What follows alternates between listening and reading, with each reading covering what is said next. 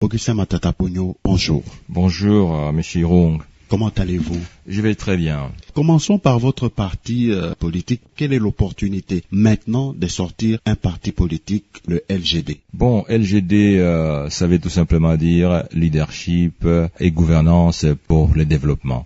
C'est un parti qui s'inspire de mon expérience personnelle en tant que scientifique. Comme vous le savez, j'enseigne à l'université, notamment les cours de politique économique, mais aussi de mon expérience professionnelle. Vous le savez, Monsieur Irung, j'ai été directeur général du BCECO pendant près de 7 ans, donc j'ai dû gérer des projets.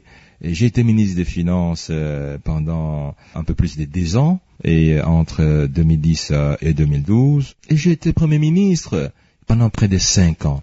Et j'ai réalisé que toutes les performances économiques et sociales que nous avons réalisées procédaient d'un leadership de qualité et d'une gouvernance de qualité. Et scientifiquement, lorsque j'essaie d'examiner l'histoire des pays développés comme les États-Unis, comme la France, comme la Grande-Bretagne, comme l'Italie, et même l'histoire des économies émergentes comme la Corée du Sud, General Park, comme le Singapour, de Lee Kuan Yew, comme la Chine, de Mao Tse-tung, des présidents Xi, mais ça démontre qu'il n'y a que le leadership de qualité, et il n'y a que la gouvernance de qualité. Et lorsque je regarde que notre pays souffre de cette malédiction de leadership et la gouvernance, j'ai dit, il est peut-être temps qu'on puisse canaliser les énergies de ces dizaines de millions de Congolais, qu'on puisse les fidéliser, qu'on puisse les fédérer au travers d'un parti politique. N'oublie pas, Irung, qu'un parti politique, c'est justement un mouvement qui consiste à fédérer les aspirations d'un peuple pour pouvoir adhérer à une vision commune, une vision de progrès, une vision de prospérité. Dans votre discours, vous l'avez répété qu'il faudrait exorciser le pays de ces démons de mauvais leadership, de mauvaise gouvernance. Le pays compte déjà plus de 1000 partis, vous le savez, sans apporter de développement. En quoi le vôtre sera différent des précédents? Ben justement, il y a une litanie de partis politiques. Si vous suivez bien les contenus de notre discours, nous avons dit que nous voulons apporter un changement. La demande d'un parti politique de qualité, elle est là. Je crois que les Congolais sont fatigués d'avoir des partis politiques qui constituent en fait des associations à but lucratif, des partis composés essentiellement des membres des familles et des copains et des amis. Le parti politique qui sont en conflit ouvert avec les objectifs et l'essence même d'un parti politique. Vous savez, Monsieur Irung, les partis politiques procèdent de leur naissance vers les années premières du 19e siècle en Grande-Bretagne. On crée un parti pour fédérer les aspirations des peuples. Le mot politis, c'est un mot d'origine grecque qui veut tout simplement dire travailler pour les autres. Et politique vient de politis, qui veut dire les représentants des autres. Voyez-vous, les syndicalistes. Mais ici, les partis politiques sont des syndicats pour soi-même, et les syndicats pour la famille, les syndicats pour les amis. Voilà pourquoi on crée ce parti. Nous voulons faire un changement, nous voulons faire une rupture pour que le LGD soit un parti qui fédère les aspirations de la population congolaise, qui cherche les intérêts de la population congolaise. Pourquoi maintenant? Mais nous le faisons parce que... Et pas avant. Ben écoutez, nous le faisons aujourd'hui parce que, comme vous le savez, nous sommes déjà dans une année préélectorale. Donc le moment est bienvenu et la demande, elle était forte. De quel bord idéologique le LGD est-il?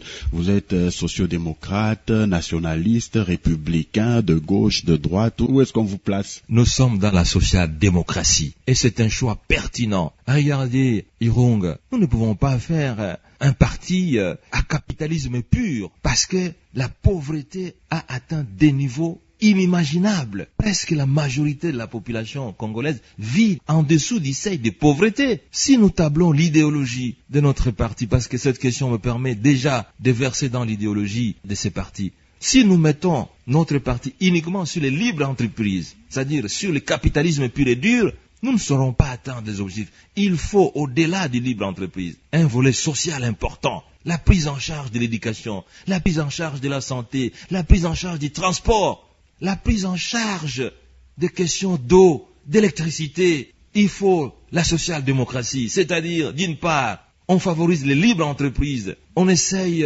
d'allumer la flamme des libres entreprises, que les Congolais travaillent dur, mais aussi la prise en charge des parties sociales pour que on puisse réduire la fracture sociale qui existe entre la minorité de ceux qui ont des revenus et la majorité de ceux qui n'ont pas de revenus, peut-être qui n'ont rien. Social-démocratie, oui, pour que les Congolais comprennent mieux, majorité, opposition, centre, non aligné. Non, vous pouvez être de la social-démocratie et vous êtes dans l'opposition. La question d'être à gauche ou à droite ou au centre, non, c'est une question à mon avis plutôt d'apparence. Mais en réalité, aujourd'hui, c'est que le LGD n'est pas un parti de la majorité, c'est plutôt un parti de l'opposition. Mais dans l'opposition, vous avez certainement plusieurs idéologies. Et la nôtre, c'est la social-démocratie. On connaît plusieurs partis politiques ici qui ont émergé, qui sont allés très loin, mais qui laissent les femmes et les jeunes à l'arrière-plan. Où est-ce que le LGD les place? Non, vous savez, M. Rung, rassurez-vous. D'abord, quand on voit l'engouement de jeunes à adhérer à ce parti, mais on dit que c'est un parti des jeunes. Pourquoi les jeunes adhèrent au LGD? Parce que les jeunes, c'est l'avenir de ce pays. Les jeunes, c'est l'énergie. Les jeunes, c'est la vigueur. Les jeunes, c'est la foi. Et vous savez, Irung, si je vous dis que les jeunes ont adhéré massivement à ce parti, vous serez étonnés. Tout simplement parce que les jeunes sont des gens qui croient. Et vous savez, quand on est jeune, on voit aussi ce qui s'est passé. Les jeunes ont compris quand on a construit des écoles dans ce pays. Les jeunes ont compris quand on a reçu des jeunes jusqu'au plus petit de 6 ans à la primature. Vous imaginez-vous, Irung, un enfant de 10 ans qui rencontre un premier ministre, qui lui parle et qui prend la décision de servir son pays. Vous avez créé une flamme que personne ne pourra un jour éteindre. Donc les jeunes sont au centre de ce parti. Les femmes, mais je dois vous dire que dans le parti est né déjà avec les femmes parce qu'il y a des jeunes femmes engagées qui sont déjà dans le parti. C'est le parti des femmes. Pourquoi les femmes? Écoutez, les femmes, c'est le berceau de l'humanité. Ce parti, c'est aussi le parti des filles et des femmes. Parce que quand vous avez éduqué une femme, vous avez éduqué une nation. Cette émission est co-animée avec Michel Kifindangoy. Michel, à vous pour une question. Monsieur le sénateur, il n'y a pas longtemps, vous étiez au PPRD, un autre parti sociodémocrate, mais vous avez quitté ce parti. On veut savoir qu'est-ce qui a motivé votre départ du PPRD et la création d'un autre parti qui a la même idéologie.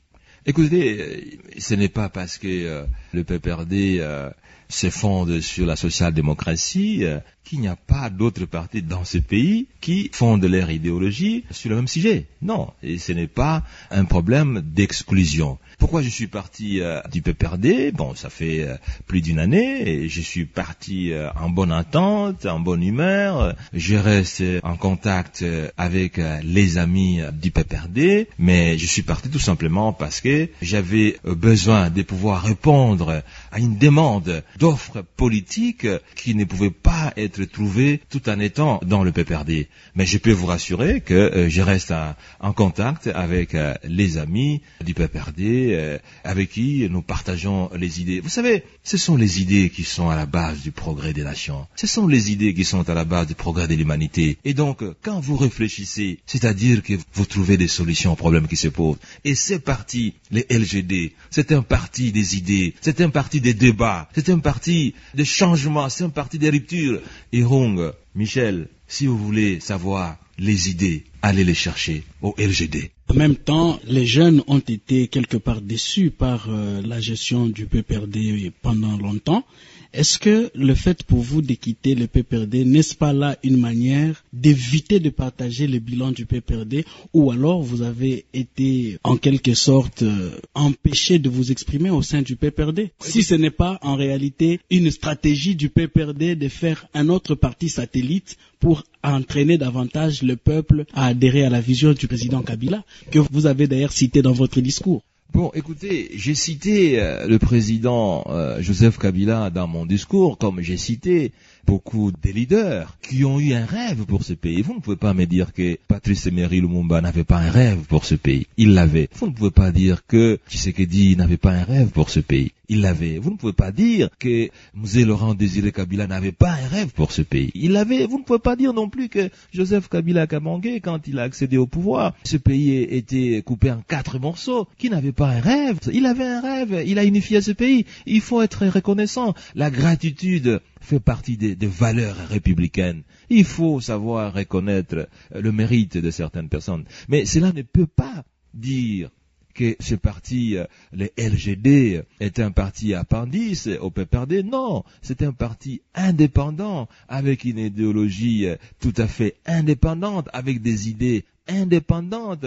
Le LGD n'est nullement la prolongation du PPRD, mais ceci ne veut pas dire qu'il n'y a pas un pont entre les leaders de ce parti et les leaders du PPRD, comme d'ailleurs nous sommes en train d'établir des ponts avec tous les partis politiques, parce que nous, les LGD, nous venons de nous insérer dans une famille politique où il y a une litanie des partis politiques avec des idéologies différentes, et donc nous sommes là pour faire notre propre route, qui est la route du LGD, une route qui fonde l'espoir des millions de jeunes Congolais qui sont non seulement à l'intérieur, mais aussi à l'extérieur du pays. À bien vous entendre, vous êtes prêt aussi à jeter un pont avec l'UDPS, qui est aussi sociodémocrate. Mais absolument. L'UDPS, c'est un parti politique. Même ici, il est de la majorité présidentielle. Nous devons discuter avec tous les partis, qu'ils soient du centre, qu'ils soient de gauche ou de droite, qu'ils soient la majorité ou de l'opposition. Donc vous restez ouvert. Nous restons ouverts. C'est un parti ouvert.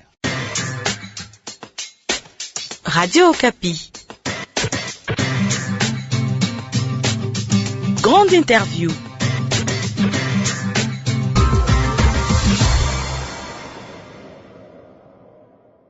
Dans Grande Interview aujourd'hui, ensemble avec Michel Kifindangoy, nous recevons le sénateur Augustin Matata Pogno. Il s'exprime sur le lancement officiel de son parti politique Leadership et Gouvernance pour le Développement, LGD en sigle, ainsi que l'annonce de sa candidature à la présidentielle de 2023. À la même occasion du lancement du LGD, votre parti, vous déclarez votre candidature à la présidentielle. Y avait-il urgence? Écoutez, c'est un congrès des fondateurs qui s'est réuni et qui a vu la participation des délégués de l'ensemble du pays, des 26 provinces. Et ce sont ces délégués-là qui, après avoir examiné les termes de référence convenus lors de ce congrès, qui ont décidé de me proposer comme candidat du LGD au présidentiel. Ce n'était pas une déclaration unilatérale de M. Matata, c'est la volonté du parti. Et même au-delà, ce n'est pas la volonté du parti, mais la volonté des membres du parti. Si on regarde aujourd'hui les nombres d'adhérents, en moins d'une semaine, c'était donc la volonté du peuple. Est-ce que ce n'est pas une stratégie pour vous de vous victimiser parce qu'il y a un dossier judiciaire qui vous attend? Alors vous allez dire devant l'humanité que voilà, il y a un candidat à la présidentielle qui est malmené. Et même, j'ajouterais, à suivre votre discours, c'est au moins 8 fois que j'ai souligné que vous dites, ça fait une année, je suis prisonnier politique. Est-ce que vous ne voulez pas vous présenter en victime expiatoire pour attirer la sympathie des Congolais? Non, Irung, Michel, laissez-moi vous dire en toute sincérité, ça fait une année que je suis l'objet d'un acharnement politique injustifié. Ça fait une année que je suis prisonnier politique dans ce pays. Je pèse bien les mots parce qu'un prisonnier, c'est quelqu'un dont la liberté est limitée. Je ne suis pas dans une prison dénommée Makala ou Kassapa, mais je suis dans une prison dénommée ville de Kinshasa parce que je ne peux pas quitter cette ville. Et la population congolaise et même l'opinion internationale c'est très bien que je suis victime. Donc la victimisation, ce n'est pas aujourd'hui qu'elle va commencer parce que le congrès du LGD a demandé que je présente ma candidature. Tout le monde sait que M. Matata est victime de l'injustice. Tout le monde le sait. Et ce n'est pas parce que je me suis déclaré comme candidat au présidentiel qui va renforcer cette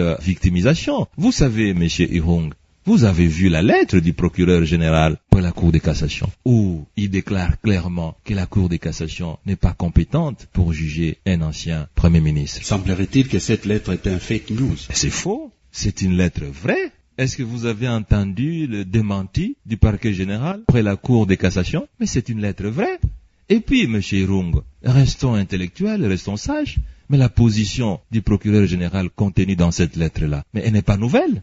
Il y a une lettre du procureur général près la Cour constitutionnelle adressée au Sénat qui indique clairement que son collègue du parquet près la Cour de cassation lui avait écrit pour dire le parquet près la Cour de cassation est incompétent. Donc ce n'est qu'une lettre qui confirme une vérité qui existait déjà. Et c'est une vérité qui est conforme, s'il vous plaît, j'insiste, à l'esprit et à la lettre de la Constitution congolaise, mais aussi conforme à l'esprit et à la lettre, à la loi organisant le fonctionnement de la Cour de cassation. Et donc, Matata, il est victime, et tout le monde le sait. Même la maman du marché le sait. Même le cordonnier de la rue le sait, que M. Matata est victime d'une injustice flagrante. Et donc, ce n'est pas l'annonce de cette candidature qui va chercher une victimisation qui existe déjà depuis plus d'une année. Mais en même temps, l'opinion retient que vous êtes poursuivi pour des cas de détournement des fonds dont la justice ne sait pas jusque-là faire éclater la vérité. Ne pensez-vous pas que c'est en votre défaveur si ce dossier sur Bokanga Lonzo n'est pas examiné jusqu'à la fin?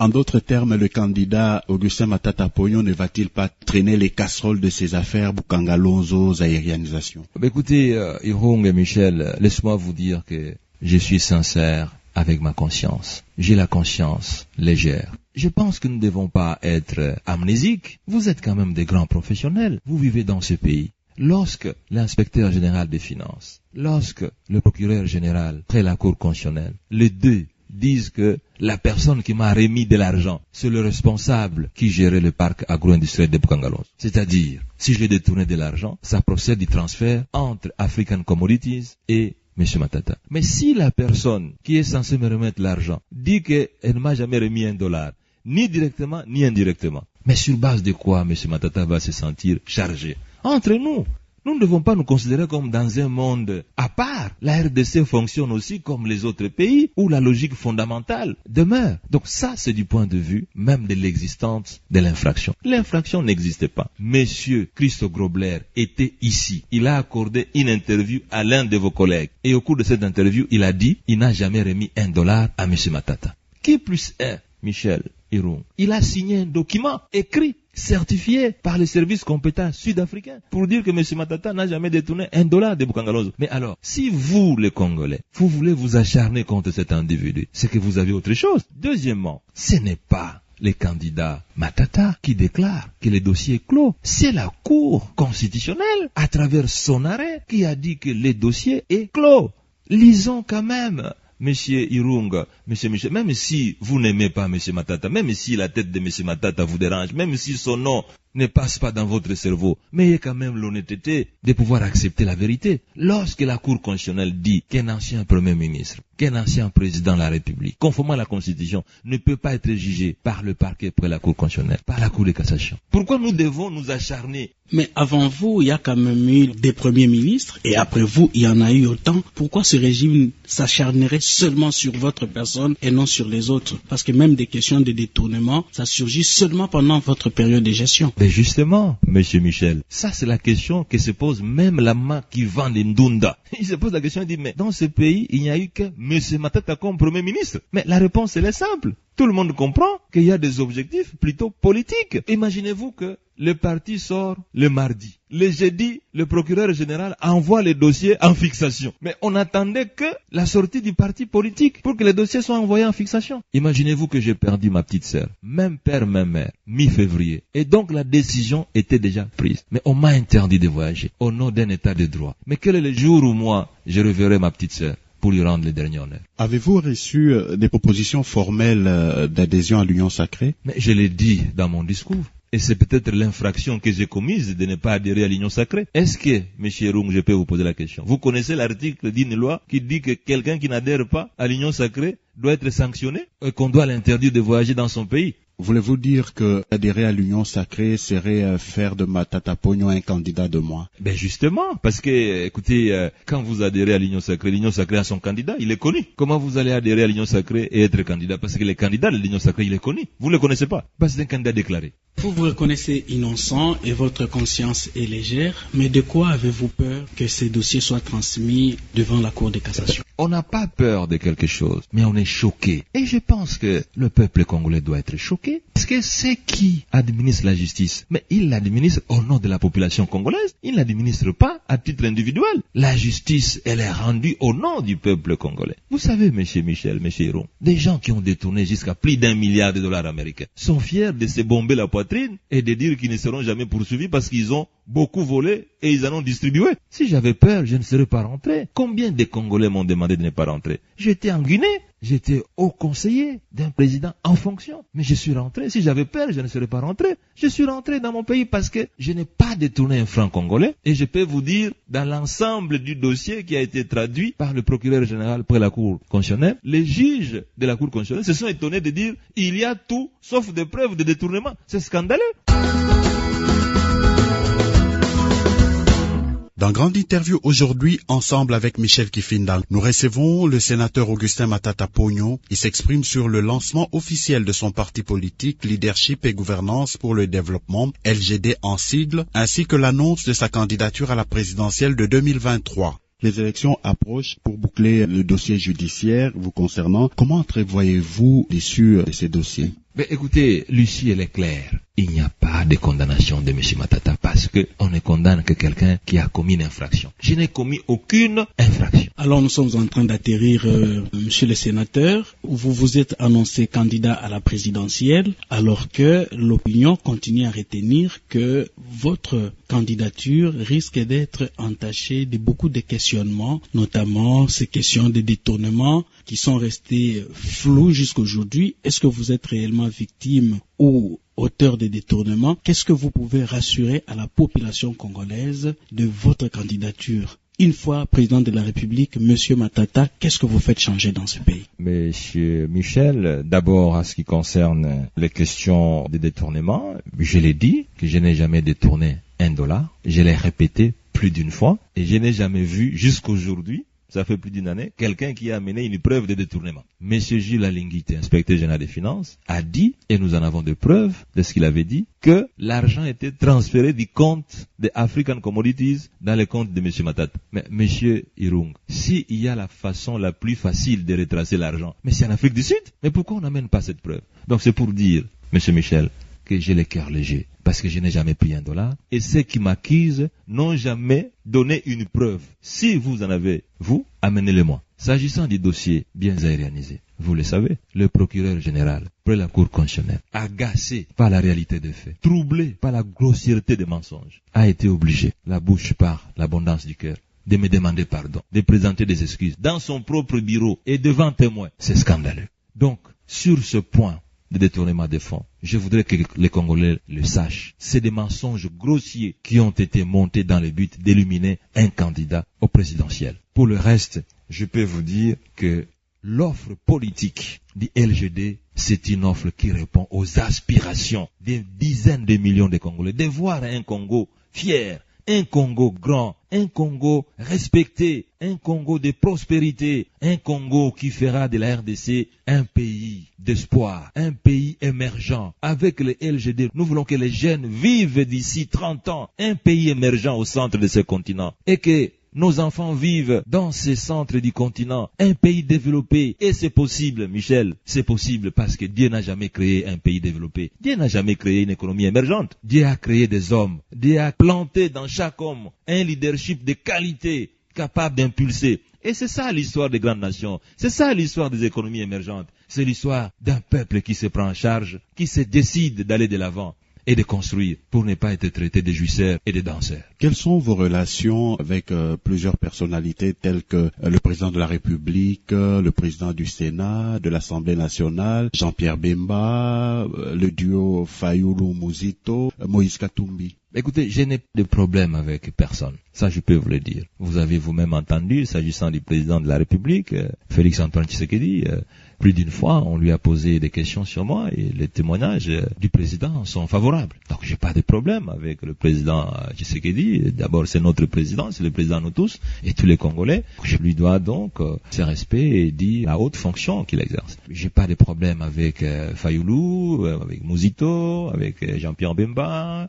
Écoutez, Modeste Bati, vous le savez, j'ai pas de bons rapports avec lui parce que c'est un président qui essaie d'instrumentaliser l'institution pour des fins politiques. C'est scandaleux qu'un président du Sénat fonctionne de cette manière-là. Et vous n'allez pas quand même me demander de pouvoir être en bon terme avec quelqu'un dont l'objectif c'est de m'éliminer politiquement. Et le président de l'Assemblée nationale? Écoutez, le président de l'Assemblée nationale, vous avez vu que je l'ai même félicité parce qu'il a corrigé son collègue du Sénat qui disait que, écoutez, que les décisions de la Cour ne peuvent pas être appliquées par le Sénat, mais le président Mbosso, qui a certainement beaucoup d'expérience politique, lui a dit, messieurs, écoutez, les décisions de la Cour sont non négociables. Ça, c'est Mbosso qui lui a dit ça. Et Moïse Katumbi, dont certaines personnes pensent que vous pourriez former un ticket commun en 2023. Et j'ai toujours, vous le savez, comme tous les Congolais, désapprouvé ce traitement de dire qu'il y a des moins Congolais et des super Congolais. Nous sommes tous des Congolais. Ce n'est pas parce que vous avez des parents qui ne seraient pas des pères et des mères congolais que vous n'êtes pas Congolais. Mais le président Obama, il a dirigé les États-Unis avec beaucoup de dextérité, avec beaucoup de compétences. Mais son père, il est Kenyan. C'est pas pour autant qu'il n'a pas servi son pays. Mais Moïse a été gouverneur pendant plus de 12 ans. Il a dirigé une province, et à l'époque, d'ailleurs, le Katanga était une province unie. Il a dirigé. Voilà. Donc, j'ai de très bons rapports avec Moïse, j'ai de très bons rapports avec le président Joseph Kabila Kabange, qui m'a donné l'opportunité d'être non seulement ministre des Finances, mais d'être Premier ministre. Et je peux vous dire qu'il m'a donné beaucoup d'appui, et surtout de protection politique, pour que le leadership opérationnel, en tant que chef du gouvernement, puisse s'exercer et produire des résultats que vous connaissez. Sénateur Augustin Matata Pogno, président du parti LGD, merci d'avoir reçu grande interview dans votre bureau. Merci beaucoup.